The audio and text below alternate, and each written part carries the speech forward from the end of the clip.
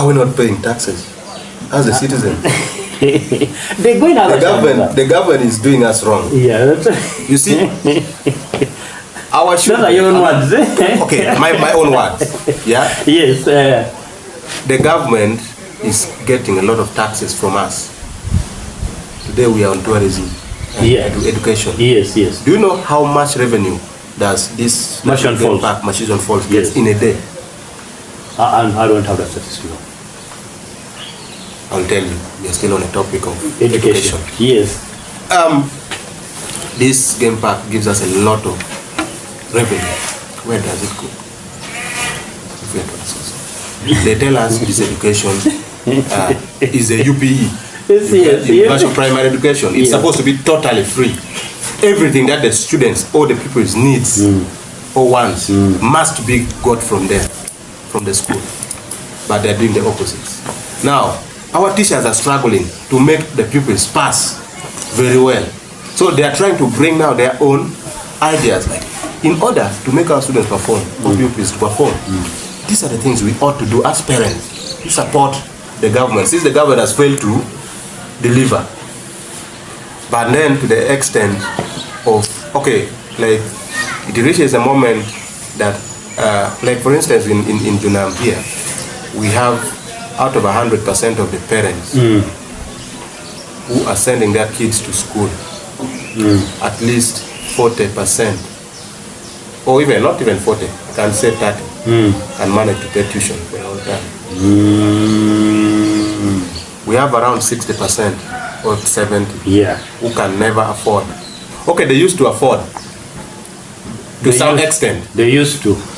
Because they had some, some measures, some ways here and there that they could really get ways out from. Now, what happened to the ways that they used to have? Like which one? In Junam, in Pakwach District, we are known best for fishing. 3 activities, economic activities. One, fishing. Yes. As the main activity that gives us money. Yes.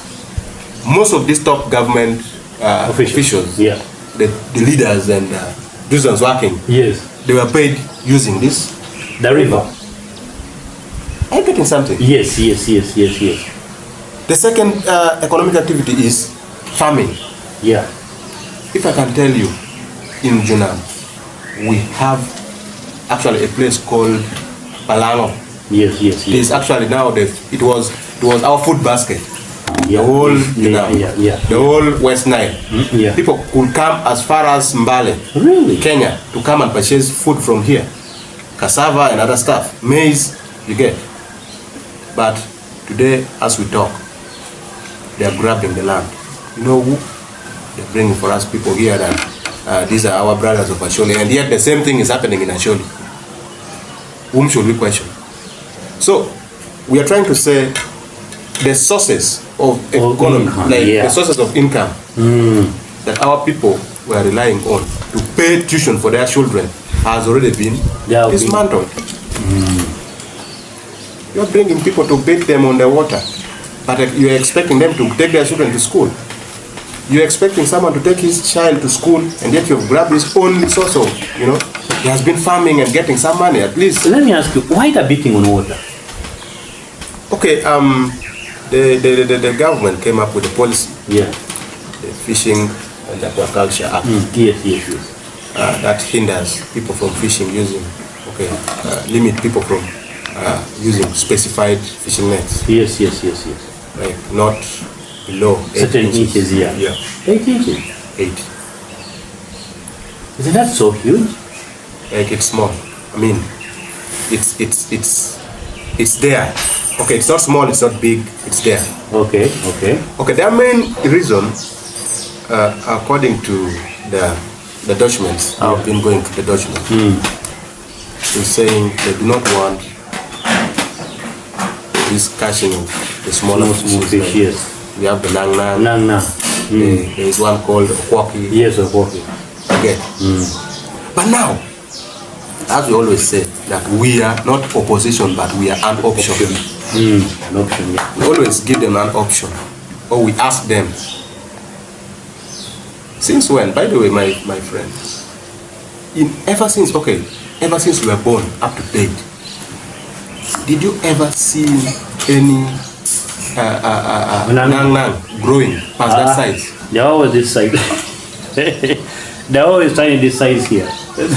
Have you ever seen in your life any okwoki bigger than past that size? No. They're always that size, no. Those are the things we're talking about. Okay, in other words, our government has failed to come and, sit with the local people here on ground. So you're saying it's supposed to come sit down with the local people, Exactly, they discuss. Exactly. They're supposed to come, and talk with our people here on ground. And then they get their views first. Yes. Because you cannot come out from nowhere with your rules and regulations to come and impose onto someone without first, getting his or her view. Yes. Because these people are professional in this sector. Yes. They have been like this. They have been here. They have been for here as long for as long. they have been here. And then you just come up with your strict regulations here and there that they should not catch these small fish, because it is true. We really need to preserve for the next generation. Yeah.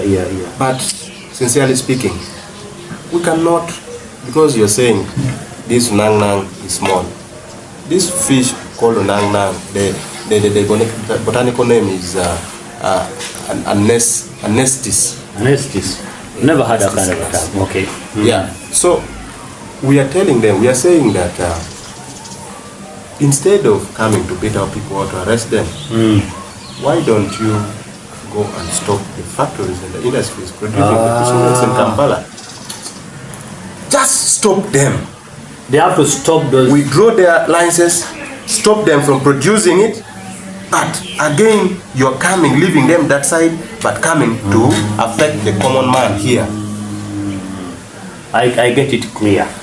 The solution is stopping the government, stopping those industries, those factories producing up those unrecommended inches. Exactly. Very simple. Other than torturing these people, because these guys buy from shops, and the government knows those shops out. Very simple solution. Very simple. I think you understand all their things. These guys, as I told you earlier on, that these guys, I think over they're lazy, or because of the bad roads, that they fear moving on our roads, because they're going to fill the potholes and stuff. The people we elected, representatives, they do not want to come and talk to us, and yet we send them to go represent our voices, to speak up. It's true. But also there's one thing funny. We've been always, most of the time, sending the people on the other side of the ruling government. Yes. Thinking they will be with their father. For us, we are like orphans. For them, they say we are like orphans who do not have their fathers, like, who will listen to their voices. So now we agree and we send them so that they go and show us something. But to our dismay, they are again doing us the opposites. You see that? Yes. So these guys, they're living the core values, their core mission. Doing us the opposites. That's why our people are always crying here. Our leaders, we trusted them, we sent them. They will even tell you that you people ulob nyoro. That you follow the chain from the president up to LC1. But when we are doing it, ulob nyoro. When we are doing that, you are doing again the worst compared to if we were sent maybe an opposition. We've been seeing many cities, Gulu here, yes, has been growing majorly because of opposition. We've been seeing Arua here, growing because of opposition. But here they have brainwashed our people that if you don't Nyoro, you will remain behind. That is another factor which it is sad. Yeah, it is sad. Yeah. So going back to the education topic that we've been discussing, we're saying that our people are really, in a bad state. The only sources that they had has been grabbed away from them. Has been. Indeed, it is fishing. Fishing and farming. Fishing, taken away. But fishing actually has been the major one. Fishing on the river Nile is a major one. So that contributes a lot towards poor performance. Poor performance of our people, our pupils, yes, the students. Because now your parent will, used to have something, yes, like will farm and continue saving. Maybe yes, at the end of the year will be having 1 million for yes, next year, yes, to send the children back to school. Very true. But this time it's nowhere to be seen. Because the only fishing net that he or she had was grabbed and burned. Now the parent will have no option, will be like, okay, instead of, you just remain home. My papa told me it was burned out. Yeah. Then even the boat was burned. And me personally, mine got burned, including the boat. Now the boat size that they want, 80 meters. It cannot be rowed here in our river. It's supposed to be the other side of maybe the lake. But they're generalizing everything here. So if I tell them what I'm supposed to do, we cannot have those big boats on these small rivers. It's too narrow. You can't have it. So all they are saying that they are crying out that let them use their own, the small ones, and get them the recommended fishing nets. They'll still work with it. Other than giving up unreasonable sizes of boats to be rowed on this one, it does not work that way. You cannot do the kind of fishing in Panyumur, which is a lake as wide as it is, Lake Albert, and on River Nile, a narrow one. It doesn't work that way. That's what he's trying to say, which I think is reasonable.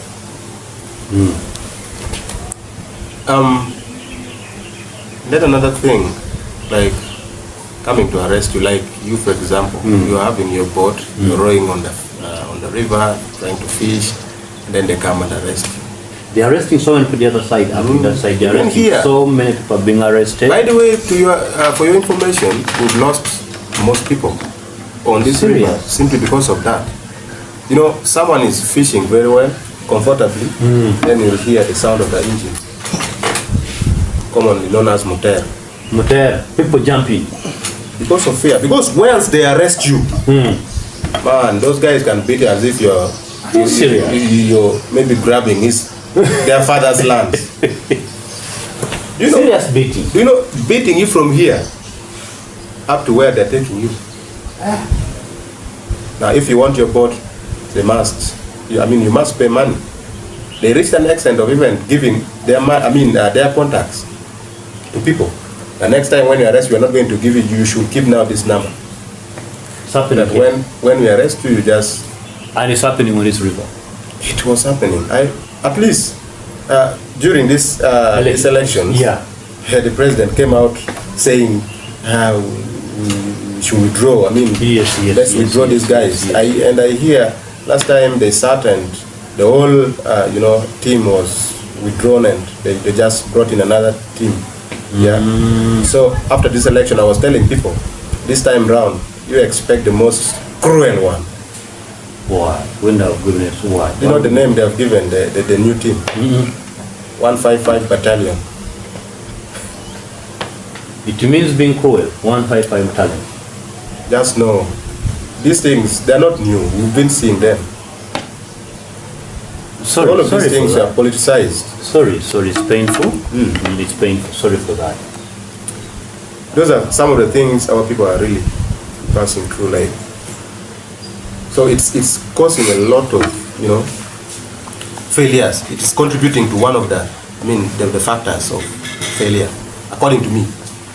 So in Pakwach, if you're not a civil servant and your source of income is the river, you're almost dying. Life is hard. For non-civil servants, life is hard. That's what you're trying to say. So I think maybe the government to come up with simple solutions for the people, because now majority, as I said, the majority of them, over 70% depend on the river, which they get money to facilitate them for school fees. It is not free. UP is not free. So the river has been blocked. So I think the cry is, as a member of parliament, please come up with solutions that can help out the community. And so With this, isn't it hindering tourism as we get into tourism itself? Well, in the tourism sector, I don't think it's so much hindering. Okay, that is good. Actually, there are a lot of untapped opportunities In tourism. in tourism as far as Pakwach is concerned. Okay, that is good news. Most people have not yet gotten to understand that there is a lot of benefits on this river, Okay. on tourism sector. That's why when you see, even right now, you will never see anything Happening. as far as tourism is concerned. All you will see is, are the boats, people who are fishing. Yes. Our people do not know that that's also a source of tourism. Like you can put in something like, for tourists to come and, Now, wait a second. Hold on there, exactly. You are an option. Yes, sir. How much have you done sensitizing all these people that whatever you're doing here could become a source of income? Sorry. One, ask me. I've been doing a lot on tourism. Okay. Personally, I belong to the cultural institution of Junam. Thank God. Okay, that is good. That is Junam. Kalker Kwara Junam. Kalker Kwara Junam. Kalker. Yes. So it is like a kingdom. Okay, our kingdom. So Junam has a kingdom as well. Junam does not have a kingdom as per now because it's not yet gazetted. What do you have? But we are in the process. We have a chiefdom being led by one elected chief among us.